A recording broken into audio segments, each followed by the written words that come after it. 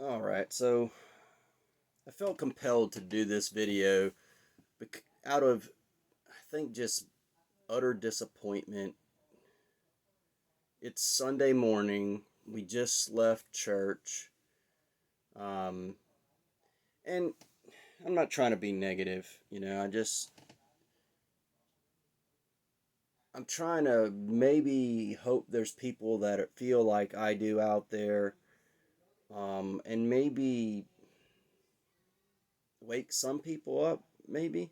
I don't know. It's very frustrating. So we were in church and the pastor's message was really good, and yet the congregation seemed to be very lethargic to me. And then the song the ending song was has a line where it says, "My fear doesn't stand a chance when I stand in your love." And then everybody masked up and walked out. And I'm starting to think that there is a correlation between the state of the church and the mask COVID crisis thing. I mean, it does. I hope it dawned on you what I was driving at, the idea that on the one hand, we're singing about how it doesn't matter. We won't be shaken. Our fear doesn't stand a chance, and yet we're acquiescing to that fear with these masks. We left the the church service and then we went to the grocery store, and you walk in and in big bold letters is this sign of masking up, and everybody's in a mask. I think I saw one lady who wasn't, and we weren't. And I'm a I've been going along with this whole thing. I'm about to the point where I think I'm done with it. I don't mind if other people are want to live their lives in fear, and it's not a huge inconvenience for me to put a mask on, but now it's becoming like I feel like an enabler now at this point. Um, you know, the the mask is like a scarlet letter in our society now. It's except for it's those who don't have the mask are the ones that are shunned. I'm in the grocery store and I guarantee the people who are looking at us without our mask on are shoveling high fructose corn syrup products in their basket. We walked out, there was a lady with mask in one hand and a cigarette in the other.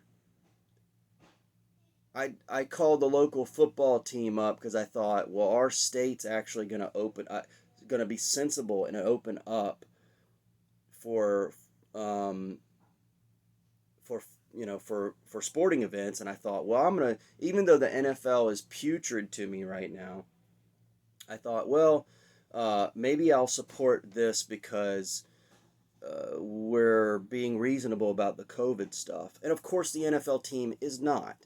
They want you to sit in the stands in the hot Florida sun with a cloth over your face, socially distanced outdoors. Everything we thought we knew about germs has been thrown out the window.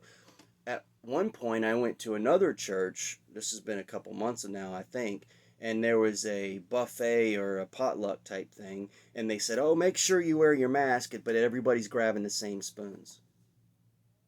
We've lost our mind here. We've lost our mind. We're treating each other as if we're a disease.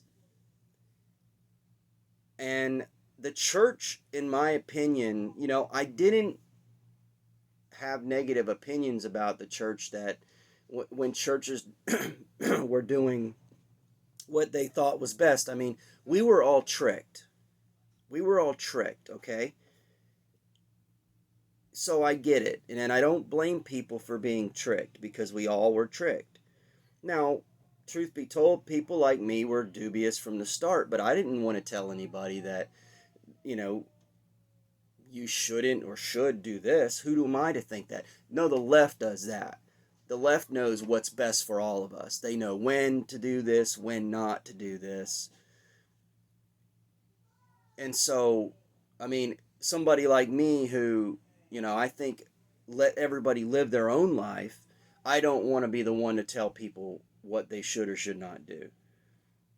And it frustrates me that we're so happy to um, let those who do think so highly of themselves to exalt themselves into position to tell us mask on and mask up and hide in our houses and all this other stuff, and to just continue to let them dictate to us how we're supposed to live our lives.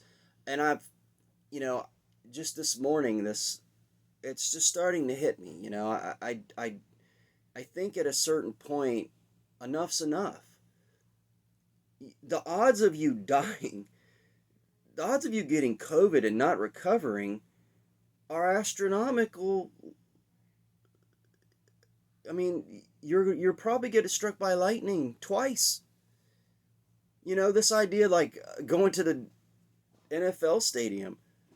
I don't know what I probably should have looked this up, but I don't know what the odds are so much more likely I would get hurt or killed on the drive.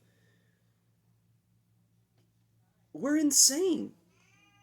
And it's, again, I don't have a problem with us having gone down this road because we were all fooled. But when are we going to say and admit to ourselves we were fooled and stop participating in nonsense?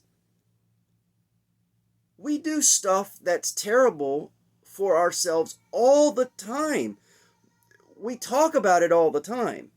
But somehow this little fabric that we throw over our face, meanwhile we're shoveling rotten food, and how many people are on drugs in this country?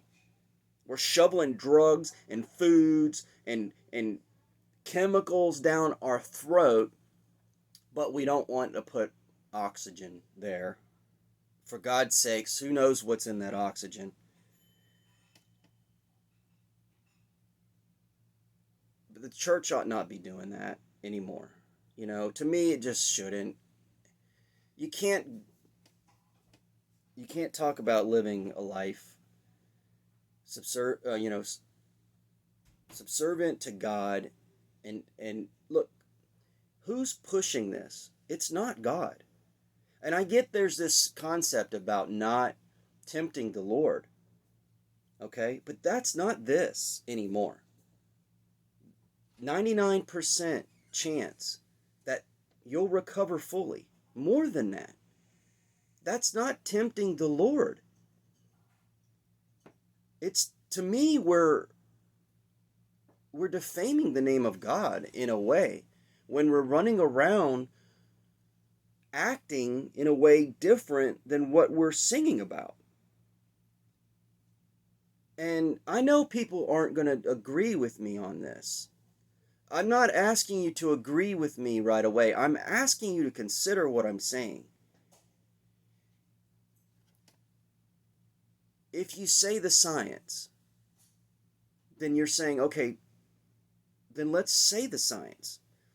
Let's not pretend that in January of this year, coronavirus didn't travel through the air. Now it does? Okay, I don't know. I don't know the science, okay? But one thing I know is statistics based on what I'm reading. I can read things just like everybody else can. I can listen to what's going on. I heard a story today that there are 45 million people living in Uganda, and they've only had 44 people die of suspected coronavirus. They don't socially distance there. And everybody knows full well, they know full well that the whole thing's been, even if you believe coronavirus fully you know that the statistics have been altered in the favor of pushing it up, and we're still not past 99% of people completely being fine. This isn't even talking, well, I guess it does include the people who get the asymptomatic. Folks, I'm just saying the information is out there. You're not tempting God if you go, I'm going to. Aren't you tempting God if you're hiding and cowering from a 0.057% chance? If you're running around in looking like a fearful person from a 0.07% chance? To me, that's that's tempting God. I just think we're the church, and again, I'm not being judgmental over the church. The church is the church. They're doing their job like they're supposed to, and then somebody, the whole nation comes along and says what it says, and we do what we do. But at a certain point, the information has changed. It has changed, and we're still running around with these masks over our faces like the information hasn't changed. Like it's not 99.5% chance of complete recovery. It's it's unreasonable for us to continue to do this, and it's doubly unreasonable if you're the church that's singing a song about how you don't fear the world. And this is something the world has done. The world has said this. It's the World Health Organization. It's the world governments that are pushing this.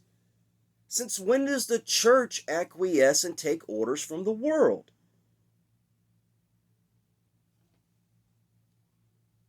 Since when does the church take orders from the world? Again, we went down this road. I'm not even saying we shouldn't have. But when you start going the wrong direction, you turn the other way around. Isn't that what we preach? It's called repentance, right? You're going down the road, you go, I shouldn't be going this way. I need to turn around. That's repentance, right? I mean, this is, I'm sure, how many times has this been preached in a pulpit? And the people who are going around, you know, completely giving people ugly faces and looks and comments and stuff because they're not wearing a mask, shame on you. Shame on you. Shame on everybody who's behaving this way. Because you're despicable behaving right there. That's just that's horrible. It's like middle school peer pressure at this point, and and it's all over the nation. It's all over the nation. We're so pathetic. We're so pathetic right now.